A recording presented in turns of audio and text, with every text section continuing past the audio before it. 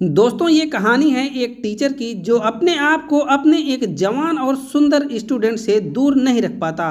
कहानी की शुरुआत में हम कायरो नाम की एक लड़की को देखते हैं जिसके माता पिता किसी और देश में रहते थे। कायरो अकेले एक सुनसान घर में रहती थी और उस घर में रहते रहते राइटिंग उसकी हॉबी बन गई थी। जंगलों से होते हुए कायरो एक क्लास में पहुंचती है जहां पर उसे जोनाथन मिलर नाम का एक टीचर मिलता है। जोनाथन एक मिडिल एज आदमी है जो कि एक सक्सेसफुल राइटर नहीं बन पाया तो एक टीचर बन गया। कायरो के क्लास में आने पर जोनाथन उसे सिलेबस से दी हुई कुछ किताबें पढ़ने के लिए कहता है, लेकिन कायरो ने वो सारी किताबें पहले ही पढ़ ली थी। तभी वहां पर एक दूसरी लड़की विनी आती है जो कि इस क्लास के स्टूडेंट होने के साथ साथ कायरो की एक अच्छी दोस्त भी थी। थोड़ी देर में ये दोनों कुछ खाने के लिए बाहर चले जाते हैं। जोनाथन को कायरो के सामान में से एक एडल्ट बुक मिलती है।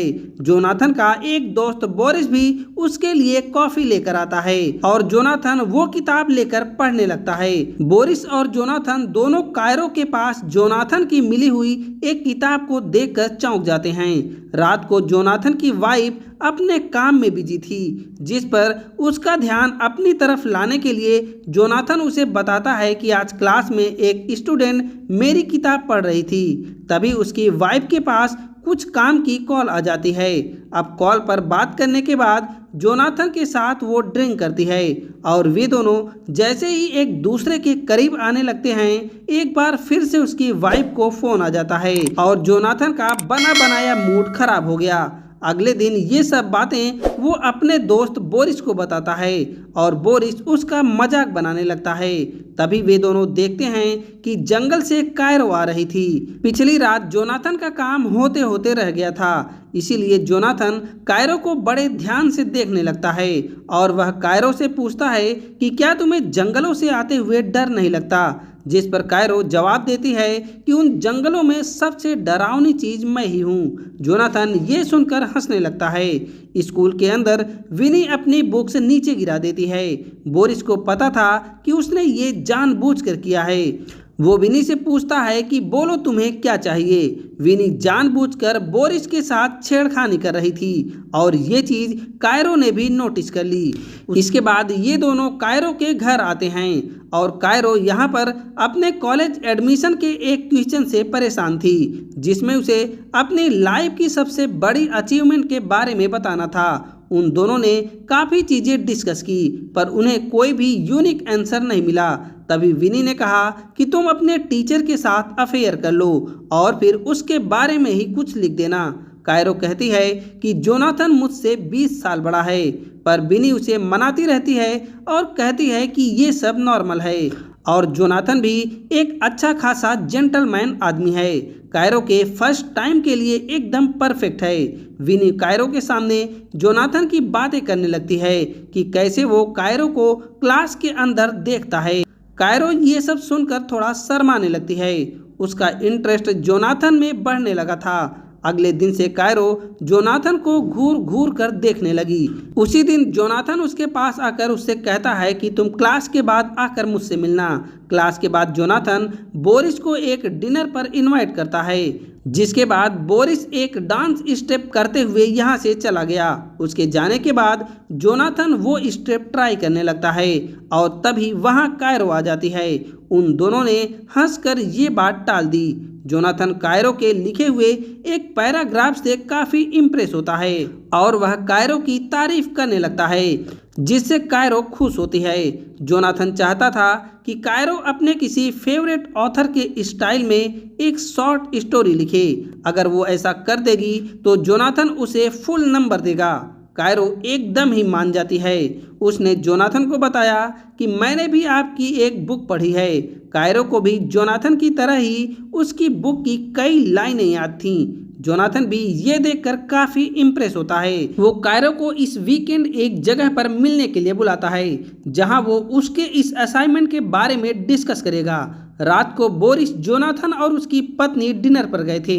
यहाँ पर विनी उनका ऑर्डर लेने आती है तो जोनाथन की पत्नी उससे पूछती है कि क्या ये वही लड़की है जिसकी तुम बात कर रहे थे। जोनाथन ने कहा नहीं, वो कायरो है। यहाँ पर हमें एक बात साफ दिख रही थी कि जोनाथन की पत्नी उससे जल रही थी। वो अपना गुस्सा उतारने के लिए बोरिस के सामने ही जोनाथन की बेइज्जती करने लगी कि तुम में अब वो राइटर वाली बात नहीं रही। तुमने पिछले कई सालों से कुछ नहीं लिखा, तुम बस एक आम ही टीचर हो। इसके बाद वीकेंड पर कायरो जोनाथन की बताई हुई एक जगह पर जाती है। उसके पीछे से आकर जोनाथन बैठ जाता है। यहाँ एक आदमी पोयम बोलने लगता है। जोनाथन बहुत ध्यान से उसकी कविता सुन रहा था और कायरो जोनाथन को ही देखे जा रही थी। इसके बाद जब पोयम खत्म होती है तो कायरो बाहर आकर एक सिगरेट जलाती है। जोनाथन भी उसके साथ सिगरेट शेयर करने लगा। अगले दिन कायरो जोनाथन के सामने हॉट कपड़े पहन कर आती है। बोरिस ने जब इसके बारे में पूछा तो कायरो ने कुछ भी जवाब नहीं दिया। जब बोरिस यहाँ से चला गया तब कायरो जोनाथन के साथ बैठकर बात करने लगी। उन दोनों की करीबियां बढ़ रही थी। क्लास की तरफ जाते हुए जोनाथन को उसकी वाइफ का मैसेज आता है तो वहीं क्लास के अंदर कायरो जोनाथन को अपनी फेवरेट ऑथर के बारे में बता रही थी, जिसके स्टाइल में वो स्टोरी लिखेगी। जोनाथन अपनी वाइफ का मैसेज देखकर घर जाने की जल्दी में था तो उसने जल्दी में ही हाँ कर दी। उसके जाने के बाद विनी जोनाथन की टेबल पर चढ़कर कायरो को छेड़ने लगती है। तभी जोनाथन को मिलने बोरिस आ जाता है। विनी बोरिस को छेड़ने लगी। वो उसका फ़ोन अपने कपड़ों में डाल लेती है। यहाँ पर कायरो को अपना फ़ोन नहीं मिल रहा था। दूसरी तरफ जोनाथन का उसकी वाइफ के साथ जाने का प्लान कैंसिल हो गया क्योंकि वो अपने काम में बिजी थी। तभी जोनाथन को एक कॉल आई कायरो की तरफ से। दरअसल जोनाथन गलती से अपनी बैग में कायरो का फ़ोन उठा लाया था। जोनाथन और उसकी वाइफ का प्लान तो वैसे भी कैंसिल हो चुका था, इसलिए जोनाथन कायरो को उसका फ़ोन देने के लिए निकल आता है। जब कायरो के घर के बाहर पहुंचा तभी बारिश होने लगी और कायरो एक पतली सी ड्रेस डालकर जोनाथन की तरफ आ गई। अब दोनों एक दूसरे को देखने लगते हैं और थोड़ी ही देर में दोनों एक दूसरे को किस करने लगे। इसके बाद जोनाथन वापस अपने घर आ जाता है। यहाँ पर कायरो ने उसे एक मेल सेंड किया। जोनाथन की वाइफ उससे कहती है कि तुम्हारे यहाँ होते हुए मैं अपना काम नहीं कर पा रही हूँ, जिससे जोनाथन यहाँ से चला जाता है। जोनाथन ने कायरो की भेजी हुई कविता को प्रिंट की और उसे पढ़ने लगा। ये एक एडल्ट स्टोरी थी जिसमें जोनाथन और कायरो जैसे ही एक स्टूडेंट और टीचर की प्रेम कहानी लिखी हुई थी। जोनाथन ये देखकर एक्साइटेड हो जाता है और अपनी पैंट भी उतार देता है, लेकिन इसके अगले दिन ये सब कुछ बदल जाता है। क्लास में जोनाथन कायरो को वैसे नहीं बुलाता जैसे पहले बुलाया करता था, जिस पर कायरो पूछती है कि क्या हुआ तो जोनाथन कहता है कि उसे उसकी स्टोरी बिल्कुल पसंद नहीं आई, उसमें ज्यादा गलत चीजें लिखी थी। कायरो बताती है कि ये तुम्हारे और हमारे बारे में थी, जिससे जोनाथन साफ साफ कह देता है कि हमारे बीच ऐसा कुछ भी नहीं है, हम लोग बस एक टीचर और स्टूडेंट हैं, इसके अलावा कुछ भी नहीं। और ये सुनकर कायरो का दिल पूरी तरह से टूट जाता है। जोनाथन उससे कहता है कि तुम्हें स्टोरी दोबारा लिखनी पड़ेगी, नहीं तो मैं तुम्हें फेल कर दूंगा। कायरो ये सुनकर और भी ज़्यादा गुस्सा हो जाती है। वो कहती है कि मेरी स्टोरी एकदम परफेक्ट है, तुम बस डर रहे हो कि जो तुम नहीं लिख पाए वो मैंने लिख दिया। कायरो जोनाथन को नीचा दिखाने के लिए उसे एक आम सा राइटर बोल देती है। उसने कहा कि दम है तो मुझे फेल करके दिखाओ। कायरो रोते हुए अपने घर चली जाती है और विनी के साथ ड्रिंक करने लगती है। दूसरी तरफ जोनाथन के चेहरे पर भी टेंशन साफ साफ दिख रही थी। जोनाथन की बीवी पूछती है कि क्या हुआ, जिससे जोनाथन उसे कायरो की लिखी हुई कहानी के बारे में बताता है। स्टोरी की लाइन सुनकर वो भी ज्यादा एक्साइटेड हो गई, पर जैसे ही वे दोनों कुछ कर पाते वहां पर बोरिस आ जाता है और जोनाथन एक बार फिर से गर्म होकर ठंडा ही रह गया। दूसरी तरफ कायरो और विली बात कर रहे थे कि कायरो विली को कहती है कि जोनाथन बस उसके करीब होने का दिखावा कर रहा था। कायरो अपना ध्यान भटकाने के लिए विली को कहती है कि बोरिस को मैसेज करो। विली बोरिस को छेड़ने लगी, पर उसकी बातों का बोरिस पर कोई असर नहीं होता, जिससे बोरिस का ध्यान अपनी तरफ खींचने के लिए कायरो ने एक फैसला किया। उन दोनों ने अपने कपड़े उतारे और करीब आकर बोरिस को अपनी फोटोज भेज देती हैं। बोरिस ने जैसे ही ये सब देखा वो जोनाथन के घर के लिए निकल गया। तभी जोनाथन की बीबी को जोनाथन के स्कूल से फोन आता है। कायरो और उसके बारे में वहां भी पता चल चुका था। उसकी बीबी ये सब जानकर चौंक जाती है कि कैसे एक स्टूडेंट की लिखी हुई स्टोरी से इतना बड़ा बवाल हो गया।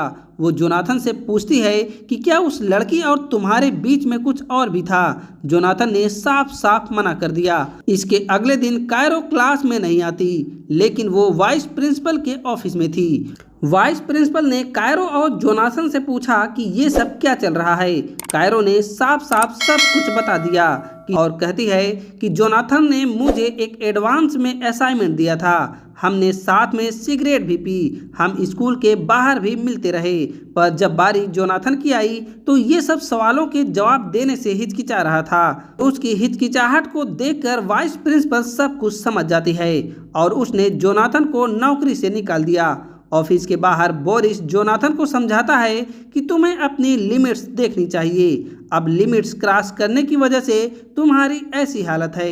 जिसके बाद बोरिस वहां से चला जाता है। अब घर आकर जोनाथन ने बताया कि उसकी नौकरी चली गई है, जिससे उसकी बीबी को भी उसके ऊपर शक होने लगा। वो फिर से उससे पूछती है कि तुम दोनों के बीच में क्या चल रहा था और तुम दोनों ने क्या क्या किया है, लेकिन जोनाथन फिर से उसे मना कर देता है। उसकी बीबी ये सब देखकर मानने के लिए तैयार नहीं थी। वो उससे पूछती है कि क्या तुम्हारे दिल में उस लड़की के लिए फीलिंग्स वगैरह है या नहीं, और इतना कहकर ये दोनों लड़ने लगते हैं, एक दूसरे की कमियां गिनाने लगते हैं। लड़ाई यहाँ तक बढ़ गई कि जोनाथन की वाइफ ने उसे डिवोर्स देने का फैसला किया। दूसरी तरफ विनी कायरो से मिलती है। उससे कहती है कि तुमने जो कुछ भी किया उस वजह से जोनाथन की नौकरी तक चली गई।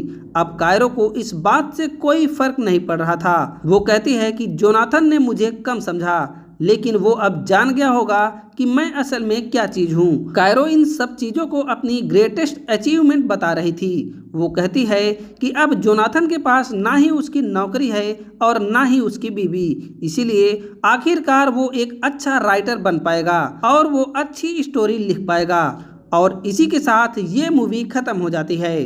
तो दोस्तों, ये कहानी कैसी लगी आप हमें कमेंट में जरूर बताइएगा और साथ ही वीडियो को लाइक करके चैनल को सब्सक्राइब करना मत भूलिएगा। अब हम मिलते हैं एक नई वीडियो के साथ।